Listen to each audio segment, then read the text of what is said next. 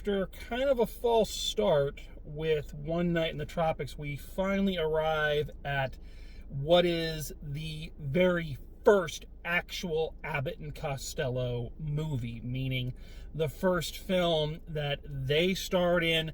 Their name was above the title. They are the draw, and the movie is going to theoretically focus on them, and that is 1941's Buck Privates. Now, there's a lot to talk about in terms of this movie, even if, dissecting the movie itself isn't that difficult. With a lot of these movies, it's not that difficult to dissect because they're fairly simple, but there is a lot about this movie that sets the stage for what is going to be the Abbott and Costello formula for quite a number of pictures. There's also a lot that's going on historically with this film and why it was kind of the big hit it was. And make no mistake, this movie was a monster hit, and we'll talk about just how big of a hit it was a little bit later on. But before we get into that, I think for those who have not experienced Abbott and Costello, I think what we need to talk about is the Abbott and Costello persona, the characters that Bud Abbott and Lou Costello play in their movies. What you need to understand is that the vaudeville comedians, again, I use the example of them, the Marx Brothers, the Three Stooges, Laurel and Hardy. These characters drew a lot from ancient traditions, really. Things like the Italian commedia dell'arte, in that the actors played the exact same character in every movie. You look at the Marx Brothers films, even though their names are different, they have different names in the movie. Groucho plays Groucho, Chico plays Chico, and Harpo plays Harpo. There is no variation. And the same thing with Bud and Lou. Bud has his character and Lou has his, and they are virtually unchanged. And that's by design. Because again, where a lot of these comedies come from and where that kind of style originates is in a form of theater where you needed to be able to plop characters and people down into just about any scenario. And the fun of these old comedians, the fun of a Marx Brothers movie, the fun of an Abbott and Costello movie, the fun of a Three Stooges short is, where can we drop these characters and have them cause trouble? And that's going to become kind of the secret to why these characters and these comedy teams remain so versatile throughout very long careers, is because you could just drop them into all of these different situations and scenarios. So let's talk a little bit about the Bud and Lou characters that they are going to be playing, that they played throughout their entire career. So with a classic vaudevillian comedy team, you had the straight man and the comedian. And the straight man's job was to serve as the setup. They supplied the setup for the jokes, and the comedian, provided the punchline. So it's framework and detail, basically. So William Bud Abbott played this kind of almost a huckster. He was always some kind of con man. He was, I guess what you might consider him now is almost like a used car salesman or a snake oil salesman. He was always out to con. He was always looking for a fast buck. He was always looking for a way around the system. And Bud Abbott played this part to perfection. No less an authority than Groucho Marx once said that Bud Abbott was the greatest straight man of all time. Now, that may not seem like a compliment, but it is. In these comedy teams, in original vaudeville comedy teams, the pay cut was 60-40. The comedian got the 40. Now, you'd think they would get the more, but as Jerry Seinfeld says, back in the day, a good comedian was a dime a dozen, but a good straight man, then you had an act. So Bud was the straight man, and he was this kind of huckster, something that no doubt came from his own life. Bud Abbott was actually a carnival barker before he got into actual show business, and you can tell just by the quality of his voice, he has a bark to his voice. especially when he's yelling at Lou, "Stop it, Lou!" Just very rah rah rah rah rah. Now, Lou Costello, the comedian, his characterization shifted a little bit. If you listen to their radio show and then watch their movies or TV shows, there's a difference. It's a slight difference, but it's a real difference. So first of all, when they were on the radio, early performances on the radio, audiences complained because they sounded too much alike and they couldn't tell them apart. So Lou began to adopt this much higher pitched voice to kind of differentiate them, and with that came a much more youthful performance. His character became, the catchphrase that got them over was his "I'm a bad boy."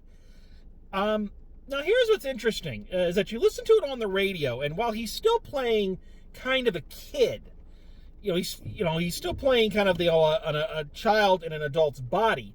That child is much more Bart Simpson, Dennis the Menace.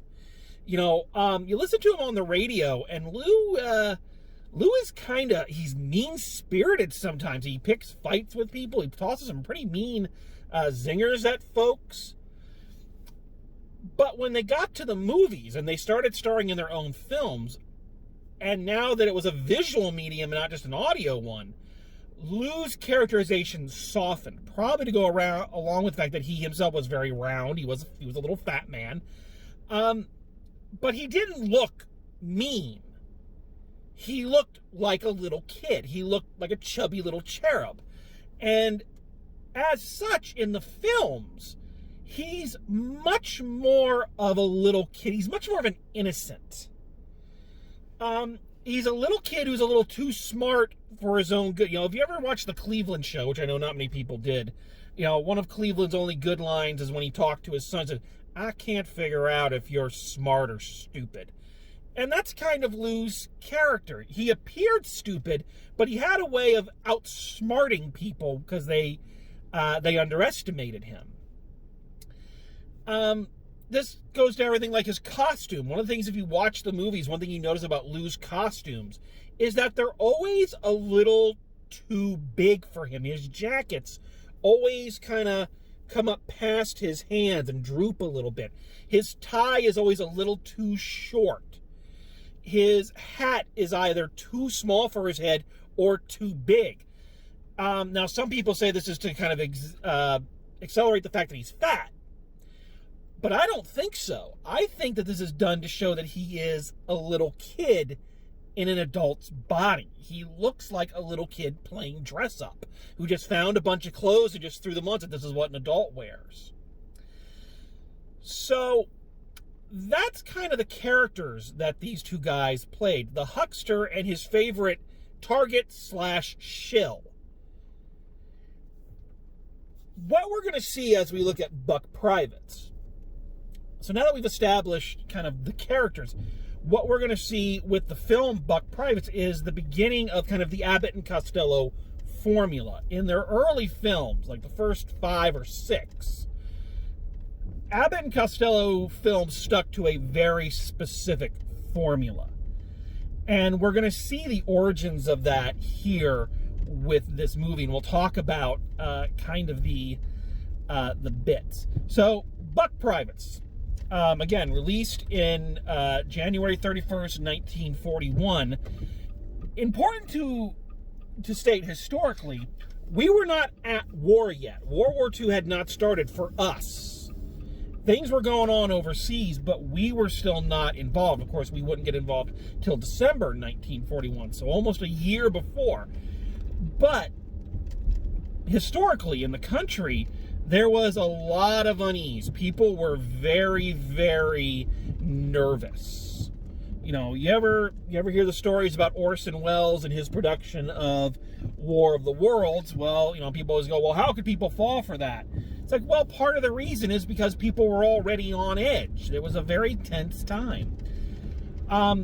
So in November of 1939, I believe, Congress passed the draft bill. And we're starting to draft people for, kind of just kind of a peacekeeping thing. They wanted to have people, get some experience and be in the Army, but everybody kind of knew that we were gearing up for what was about to happen, that we weren't going to be able to stay out of it. So the minute the draft was announced, a lot of studios were kind of scrambling to get their own comedy draft pictures out.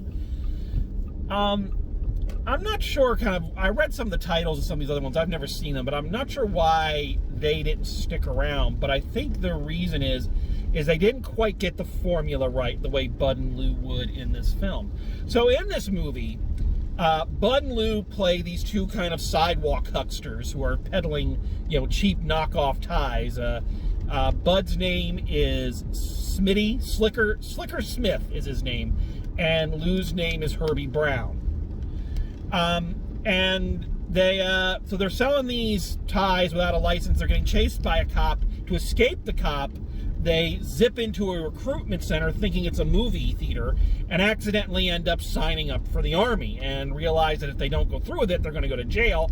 So they decide to go through with it, only to find out when they get to the Army base that the cop that was chasing them, Sergeant Collins, is now their drill sergeant. Sergeant Collins being played by Nat Peddleston, I believe his name is. And in all of these movies, there's always some kind of bully or some kind of authority figure that the boys have to buck. And I think Sergeant Collins is by far the best. He just, Nat Peddleston had I'm saying his name like all these different ways. I should have written it down. But he had a really good sense of comic timing himself. He was really funny on his own. And he seemed to mix well with Bud and Lou and their sensibility. So he was a good comic foil for Lou, which is what he needed. Bud and Lou always worked better when they had a bully that they were kind of going up against. So the movie is basically, look what happens when Abbott and Costello, these two inept, con men, end up in the Army, and what fun they're going to have in the Army. So there's two things to talk about in terms of the structure of an Abbott and Costello film, especially an early Abbott and Costello film.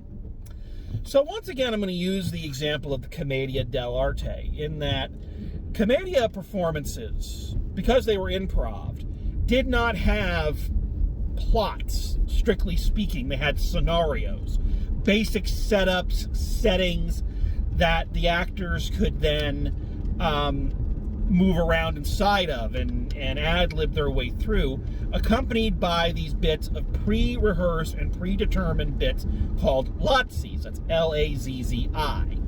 You can tell I just got done giving my midterms. So the Abbott and Costello canon, their brand of comedy was very much the reciting of these various vaudeville routines that they had picked up over the years. It's been said that Bud and Lou didn't invent half of the routines that they did, but they perfected them. And one of the reasons their movies are kind of really wonderful, even when they're not of the best quality, is because they're kind of a time capsule. Without their films, a lot of these vaudeville routines would kind of disappear and nobody would remember them.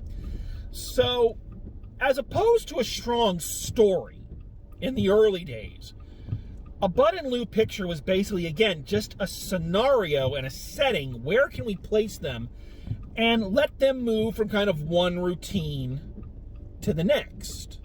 Okay? So they weren't as interested with, Bud and Lou carrying the story. They just wanted them to do their comic routines. So that's one thing you got to know. These early Bud and Lou movies are basically just how can we get them from either routine A to routine B to routine C, or how can we have them react funny to whatever situation or scenario they are in. But they're not responsible for really moving the plot forward in most cases. So then, to move the plot forward, we see another trope that is going to become very common in these early Abbott and Costello films. We see the emergence of the B plot, or the B characters. Almost every early Bud and Lou film has this bizarre boy-girl love story going on in it. So once again, mirroring mirroring the Commedia dell'arte performances with the Young Lovers. The Young Lovers being the characters in those plays that basically moved the story. They weren't big, loud characters. They were there to help the story move along, and that's essentially what we have here. So a lot of these Abbott and Costello movies in the early days are going to be populated with these other characters who very rarely share a lot of screen time with Bud and Lou, or in most cases don't have anything really to do with them. They're there to kind of get the nuts and bolts of the story moving so that Abbott and Costello can go from one comedic scenario to the other. So in a lot of these, you're going to have these superfluous characters that you're just like, who are you? You know, why are you here? And I can't remember right off the bat. I'll probably remember as we go through, but I don't think it's ever as bad as it is in this movie.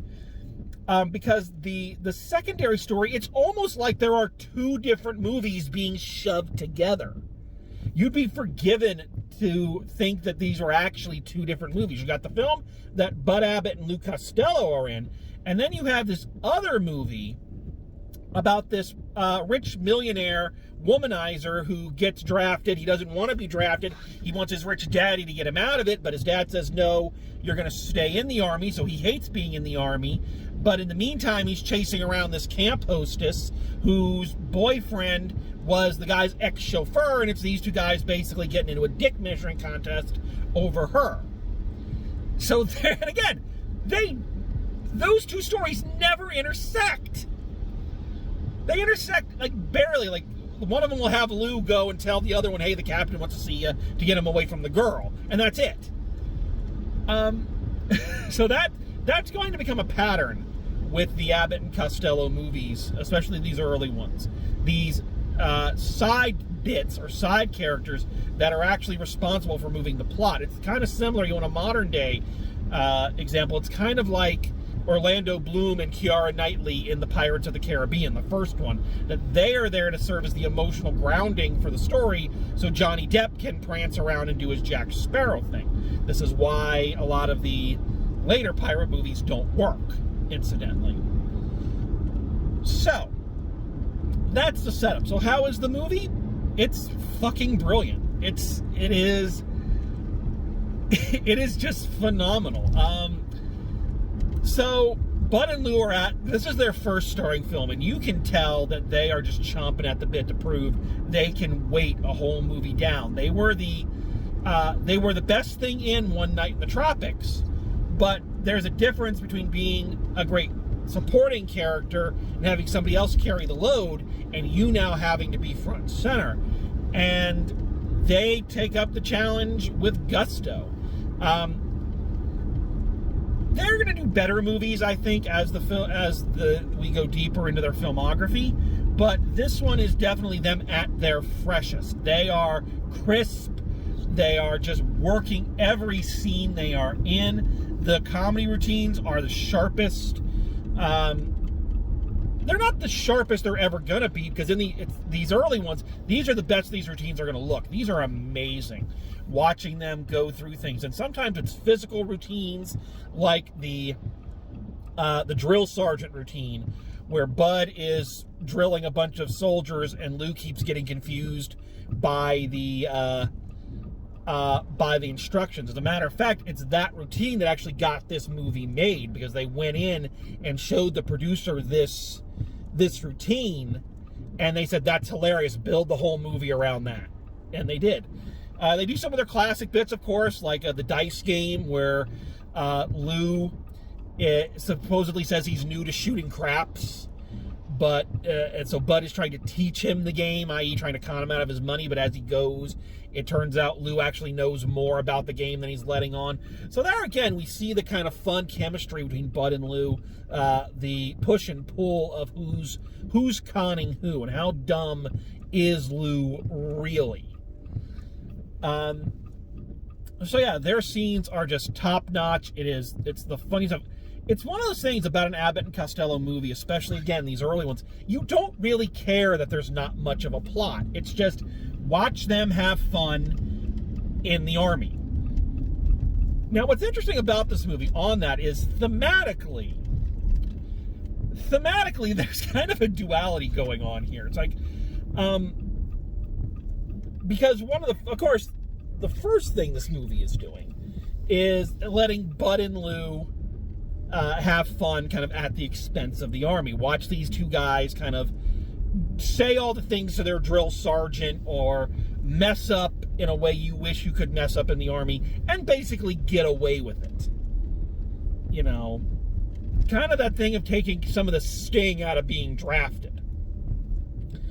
You know, if you had just been drafted and you were kind of apprehensive about it, watching this film kind of let you laugh a little bit and let off a little tension, so a little cathartic.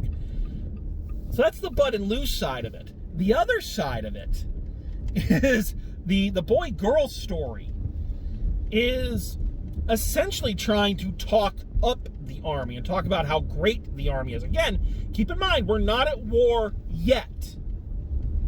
So this film is trying very hard to sell the audience on being in the Army is not a bad thing. You know, it's going to make a man out of you, you know.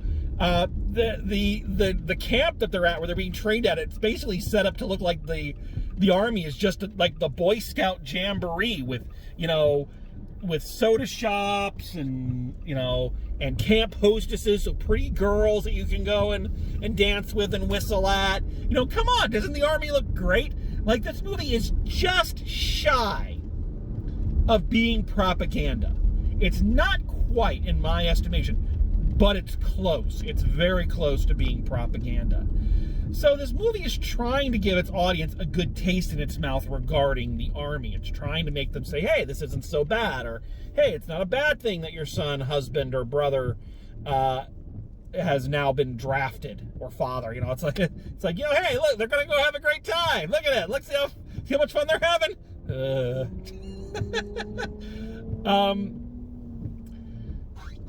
Interestingly enough, sidetracking for just a second. So this film has an interesting historical significance in that, like I said, it was there to kind of take the sting out of being drafted and make it seem like not such a bad thing. But obviously, anybody going and seeing it would know that's not how you're going to be able to behave in the Army. I mean, any thinking person would know this. However, across the pond, when this movie came out, the Germans and the Japanese were showing this movie to their troops and telling them this is what American soldiers actually are. So in a way, this movie is a propaganda piece for the other side. It was used as it.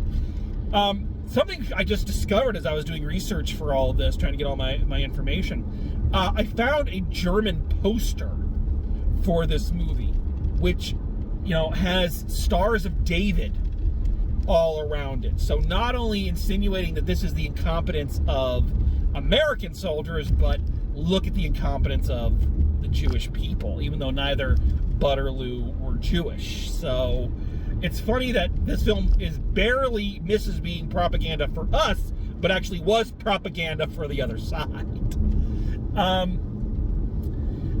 So once again, this is a musical because, you know, or it's a film with music in it, let's say that. But we have taken a vast step up from the god-awful music of One Night in the Tropics, and we find a combination that was, again, everything about this movie should not have worked as well as it did. Universal was just throwing ideas at it, or just throwing whatever B player they had at the film to go, we'll just put them in it, who cares?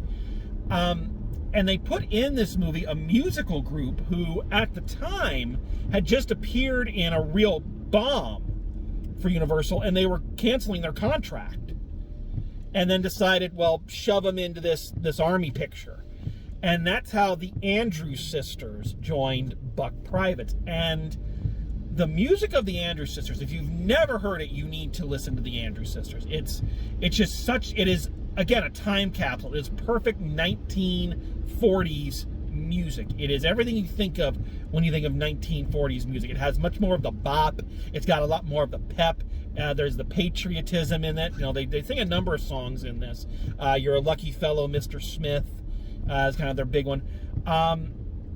As well as the song the Boogie Woogie Bugle Boy of Company B, which would go on to win the Oscar for Best Original Song.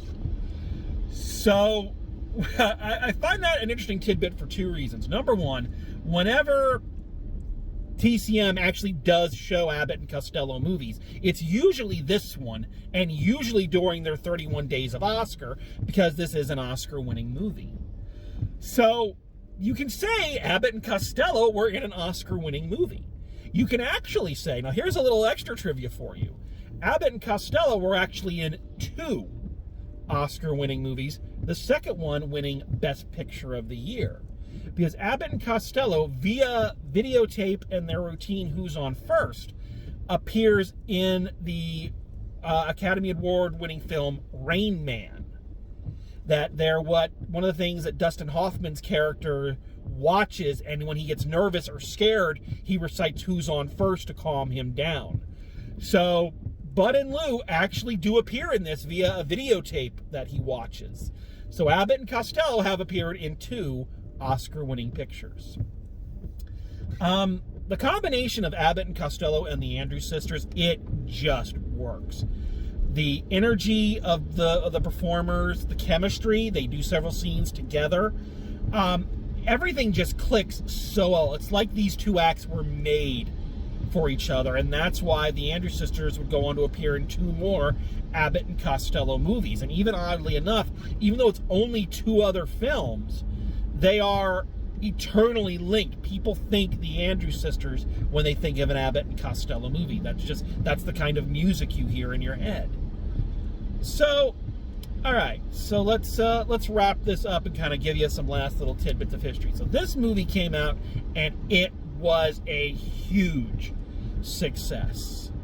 This movie earned $4 million. Now that may not sound like a lot when you consider how much Avengers Endgame brings in, but consider this. This was back at a time when to go to the movies cost you 25 cents. So think of that. How many quarters are there in $4 million? Now here's the kicker. Here's kind of the funny part about this. This movie was a huge box office success, and yet Universal Pictures got almost none of that money. Because they were planning on just doing a bunch of B pictures with Abbott and Costello, which is essentially what a lot of the Abbott and Costello canon is. It's B pictures being movies made on the cheap. They're shorter than the main reel.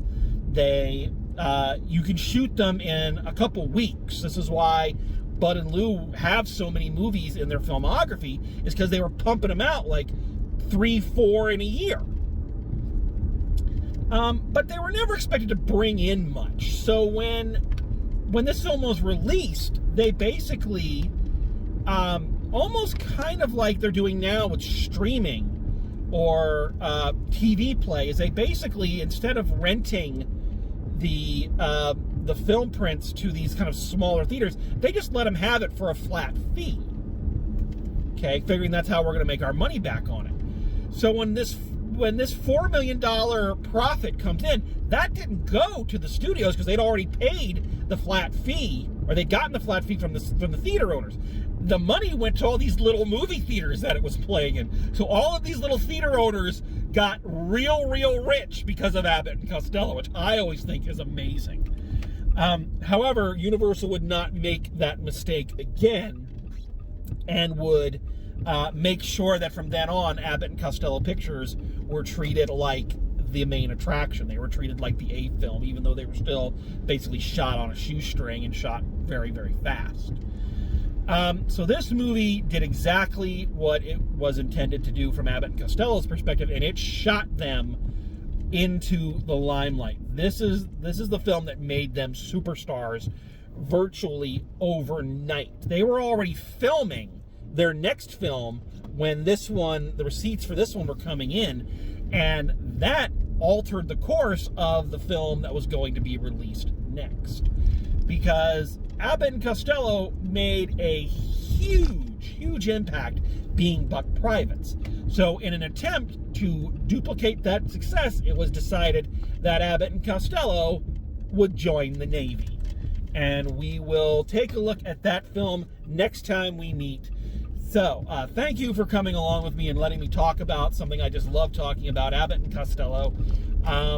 And join us back here next time for In the Navy. Until then, as always, drive safe, and I'll see you at the movies.